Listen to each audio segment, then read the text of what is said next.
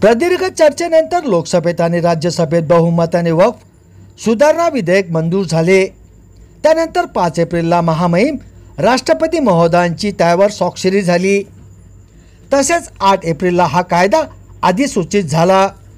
असे असताना पश्चिम बंगालच्या मुख्यमंत्री ममता बॅनर्जी यांनी हा कायदा आमच्या राज्यात लागू करणार नाही असे जाहीर विधान करून मुस्लिम समाजाला विद्रोह करण्यासाठी भाग पाडले।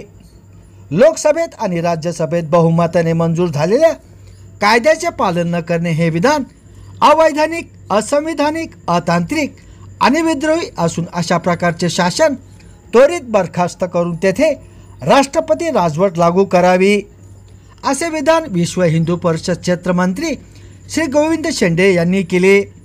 यावेळी विश्व हिंदू परिषद, राष्ट्रीय स्वयंसंघ, धर्मजागरण मंच, भारतीय किसान संघ, महाकाल प्रतिष्ठान, भारतीय मजूर संघ, अभिनव गणेश मंडळ, ब्राह्मण महिला मंच यासह अनेक हिंदू संघटना उपस्थित होत्या।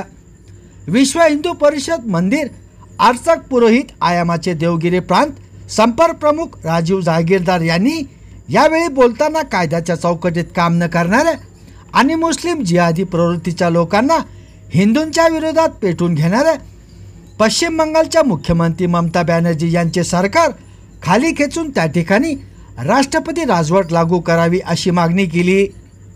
तसेच हिंदूंनी मुर्शिदाबादमधून पलायन केले, त्यांना पुनश्च त्यांचे निवासस्थान बांधून देऊन त्यांचे पुनर्वसन करावे अशी त्यांनी मागणी केली। यावेळी श्री गणेशराव मोकाशी, श्री सुशीलजी भारुका, अभिषेक कादी, सुभाष कुमावत, ज्ञानेश्वर जाधव, धनंजय पुंड, राज डावरे, सचिन राहणे, अमित जयस्वाल, सौ पोहेकर ताई, सौ विजय कुलकर्णी, सारंग जोशी, रुपेश बंगाले, रवींद्र कुलकर्णी, प्रतीक शिरसे, उदय देशपांडे, अतुल सिंग, अक्षय जोशी, श्रीरंग फरकडे इत्यादी कार्यकर्ते उपस्थित होते। संभाजीनगर समाचार न्यूज चॅनलसाठी सुनील टाक।